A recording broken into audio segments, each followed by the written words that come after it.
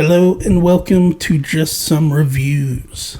This is the review podcast released after posting the finale episode of a video game series we've been playing on youtube.com/@JustSomeDudesOfficial. My name is Jake. I'm joined by Skylar, and today we are talking about Indiana Jones and the Great Circle. Indiana Jones and the Great Circle was released on December 9th, 2024. Originally on Xbox and PC, has now recently come to PlayStation. Quick synopsis of the game. I pulled this from the games page on Xbox.com. Cover one of history's greatest mysteries in a first-person single-player adventure set between the events of Raiders of the Lost Ark and The Last Crusade, which is the first and second movies. The year is 1937. Sinister forces are scouring the globe for the secret to an ancient power connected to the Great Circle, and only one person can stop them. Indiana Jones. Wow. Also, what a man. Also, 1937? Yeah. When did World War II start? 1940? So how are there Nazis here? Nazis were, I think they took over in the 30s in Germany. They didn't start war until the 40s, I think. So this is all pre-World War II? Mm-hmm. Oh, dang. I didn't know that. I read the year. I think. I was like, okay. It's like, I know we entered in 42, but I didn't think it was, whatever. Yeah, I could be wrong. All right. History with Indiana Jones. I've already kind of showed myself with this. I don't even know when these things take place. Have you seen any of the movies? Played any of the games? I have seen the first movie, but I was really young. I'd like to rewatch that. But anyways, and then I played Lego Indiana Jones, all the Lego Indiana Jones games. Freaking love those. Oh yeah, and then Crystal Skull. Yeah, that's the only movie that I've seen. And I know that's kind of like, that's the first one that's the only one you've seen. Sorry. You know what I mean? They're older movies. Old movies, old. Yeah. You know what I mean? Yeah. I think I've only seen Crystal Skull when it came to theaters. So that was like, geez, we're pushing like 20 years at this point. And then I've played the first Lego Indiana Jones game. I didn't play, because the second one was Crystal Skull. Mm-hmm. Yeah, I didn't play that one. So the story of the game, I feel like, even though I haven't seen any of the movies, yeah, I did play the Lego game, so I think I get the gist of all this stuff. But story of this game, pretty typical. There's this artifact. We gotta go get it before the Nazis get it. Mm-hmm. Is there anything that stood out to you? I guess maybe the giant side of things and stuff like that. I really liked the story on where it went. Well, spoiler alert, but Noah's Ark. We've kind of been doing and stuff. Yeah, Noah's Ark.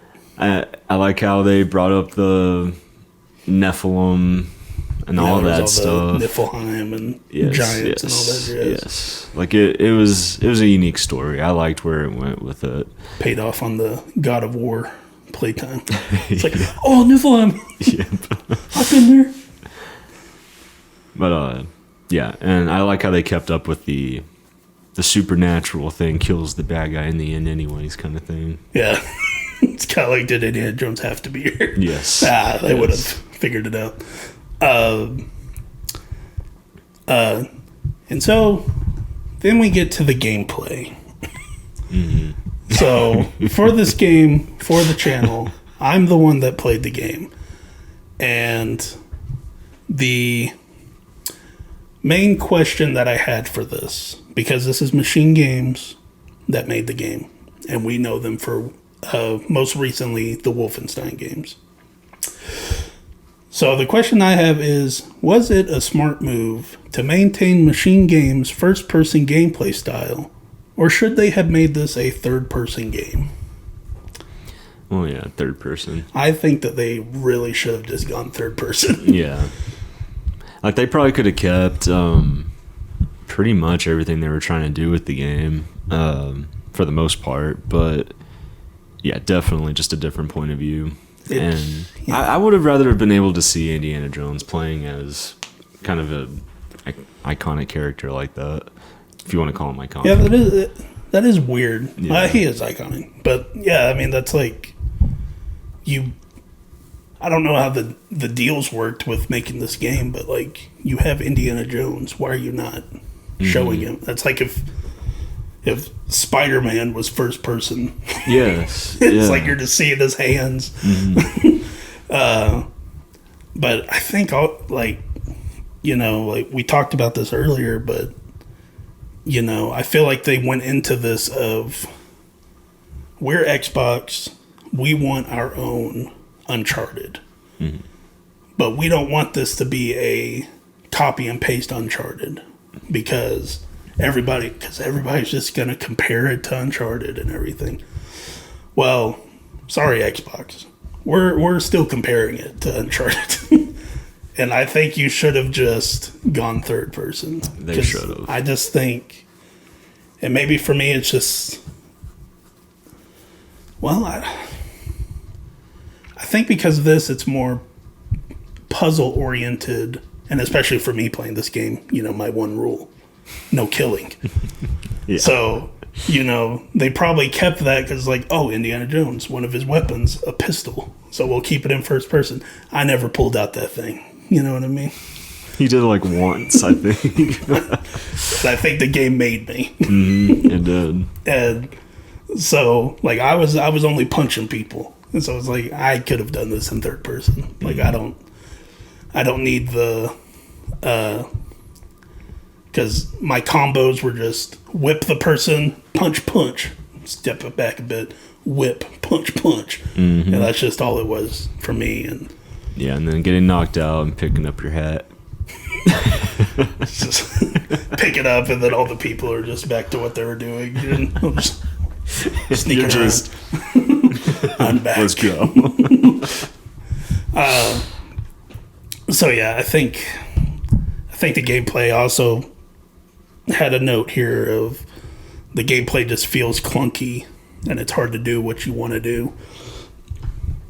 And I think it's just, I think Machine Games is just very much more, hey, we're really good at making a first-person shooter rather than we're good at making a first-person game type of thing. And I think they should have just gone third person, but they didn't ask me. Nope. And so then we had the different levels and the environments that went with it. So the game opened up with a prologue in South America. This is where it takes place during the opening of Raiders of the Lost Ark. You have a young Indiana Jones there. You had a very young Dr. Octopus with you and everything. Remember? Alfred Molina. He's the other guy. Yeah, he was there. He was met with ill fate at the end. Yeah, he deserved it. You get chased by the boulder at the end. And then it was all a dream. It was in the past. We've already done that. Good tutorial. Pretty cool. I think cool. it was also a really nice, like, this area looked really good. Also, you're just walking around, you're like, dang, this looks really good. It did, yeah. Then we woke up from our nightmare, and then now we're in Marshall College, where Indiana Jones hears a loud noise, goes to investigate. The giant that we later become friends with. Forget his name. Really great friend. Yeah, you know. Starts with the L. It's like Luca? Oh, yeah, it is Luca. Yeah, something like that. It is Luca. He breaks in, he steals the cat, knocks out Indy. And so then the next morning you're then trying to figure out what happened with that one guy. Mm-hmm.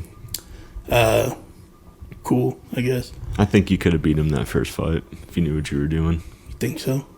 I don't know if they would have added that or not. I doubt it. And then we moved on to the Vatican. This was the first big area of the game. Had to find a camera and take some pictures of some stuff. Fought a lot of guards because I'm just not that great at stealth, nor do I really want to do stealth. I got fists. Why would I do stealth? Yeah, and a gun. No guns. I picked one up at one point and I was like, oh, no. You're like, I'm sorry. It's like, I don't do this.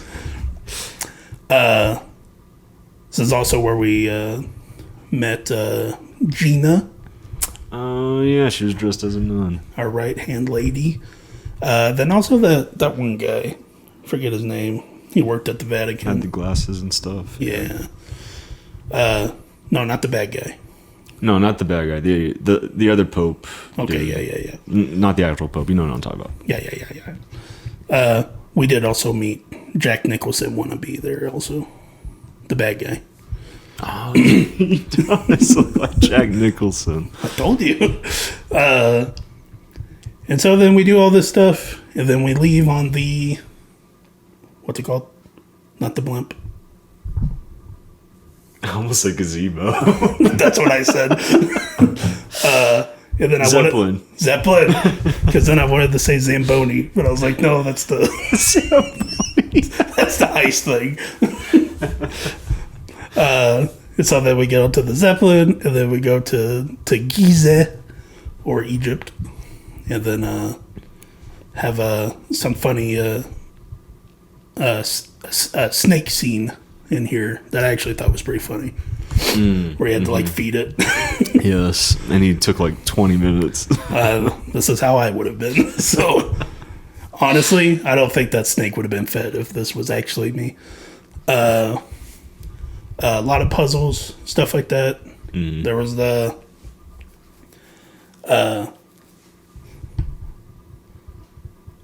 one of my critiques later on is about the boss fights, but I will say that the boss fight in Egypt, I think, was a little better just because it had the added... This was like where I fought that blind mummy or whatever. Right, Daredevil, essentially.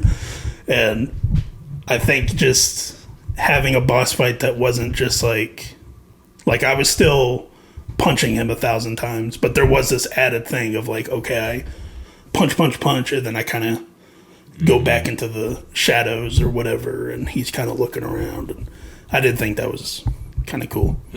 Yeah, that was a better fight. And then after Egypt, we went to the Himalayas, and this was the ship or whatever on the ice mountain, where it was like, how did this get up here? It was catapulted up there. Yeah, dude, it was just there randomly. And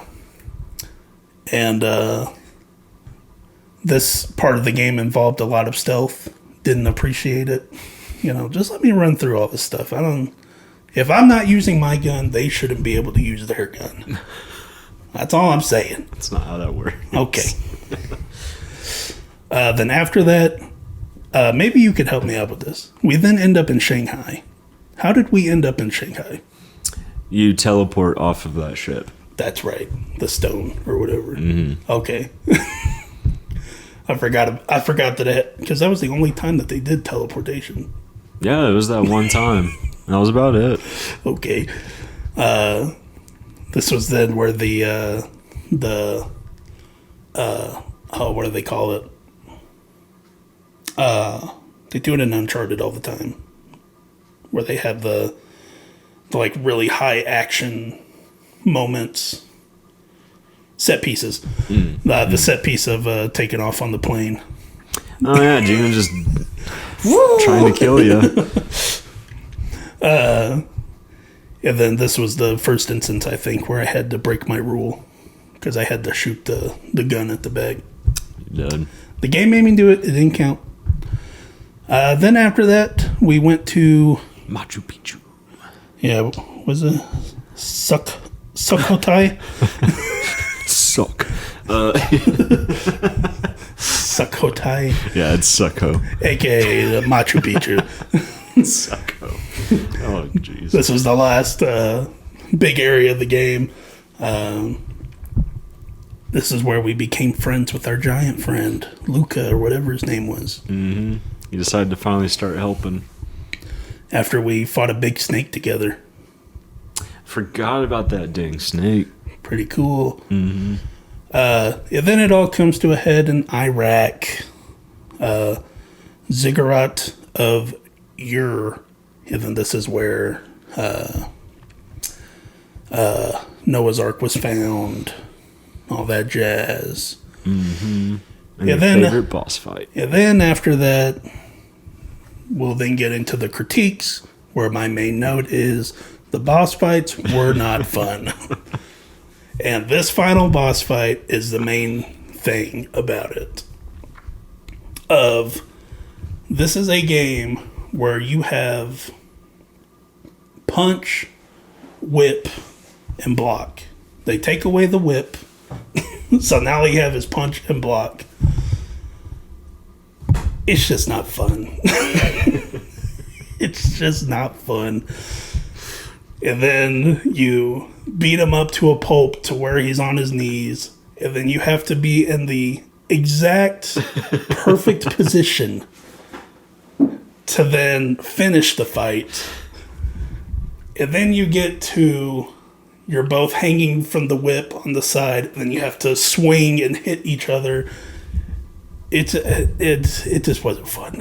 Oh, it was fun to watch. Trust Yeah, but- me. I loved every second of that. We flipped the tables and you're playing this. Oh, I would have tripped out. Yeah, the first boss fight with Luca. Once, we're like 15 minutes into this fight and I'm just continually hitting him and I'm like, is there something I'm supposed to be doing? Mm-hmm. And you look it up and you're like, you just punch him a bunch. It's like, this is it, huh? Yeah. Just a damage sponge. So yeah, those are kind of our thoughts on the game. So then I wanted to move on to the future of machine games and Indiana Jones. And so, first question I have is, what do you think machine games' next game will be? Do you think they'll make another Indiana Jones game? Because this did do pretty good. It reviewed very well, all this stuff. Or do you think that they'll make a return to Wolfenstein? I think eventually they might come back to Indiana Jones. But I feel like they'll do a Wolfenstein before they come back to this, maybe. They have to. I would think so, because it's just been a really long time for Wolfenstein. 2 was 2017? Yeah, it's been a It's really been 8 long years. time. Because they've made there was the co-op one, Youngblood, but that was like his daughter's. Something like that, yeah. And then there was like the VR one. But like none of those continue where 2 left off, right? Maybe Youngbloods, but I'm not 100% on that. Interesting. Yeah. Yeah, I really hope that they return to Wolfenstein. And I think maybe give Indiana Jones to somebody else. Because it's still not a bad game. It's just, I just don't think that this is the right match. Yeah, I agree. Because I think also what we could say is, Troy Baker as Indiana Jones. Very good. Mm-hmm. Like, I mean, it just sounds straight up like Harrison Ford. Yeah, he did a very, very good job playing as Indiana. And Tony Todd as Luca. He was fun as well. Mm-hmm. But yeah, so it's really not the game itself. It's just, I think, who's making the game. And Xbox has, after buying Activision, who knows how many studios now. Yeah. Like, like you could give this to any number of studios, and I think they do just as well. And because I think right now that's the difference with Xbox and PlayStation is PlayStation, they do have a number of studios, but it is kind of like Insomniac right now is just Spider-Man, and Naughty Dog is just Last of Us, and Sony Santa Monica is just God of War. But these studios also have a lot of other games. Insomniac has Ratchet and Clank, Resistance that people want to see, Sunset Overdrive, which I'm not completely sure if they own or if that's an Xbox thing. Naughty Dog, you got Uncharted, Jak and Daxter, all this stuff. But like Xbox, they own so many studios that Machine Games literally could just be the Wolfenstein studio. And it would change nothing because you already have id, like they're the Doom studio. You have Bethesda and they're the Elder Scrolls Fallout, I guess now Starfield studios, but like they make those games. And I think you could give Indiana Jones to anybody, especially maybe somebody who specializes in third person. Just saying. I highly agree. That's what I'd like to see. There's some different business moves that could be made for sure. Will they do it? Probably not. Nah. All right. That was our review of Indiana Jones and the Great Circle.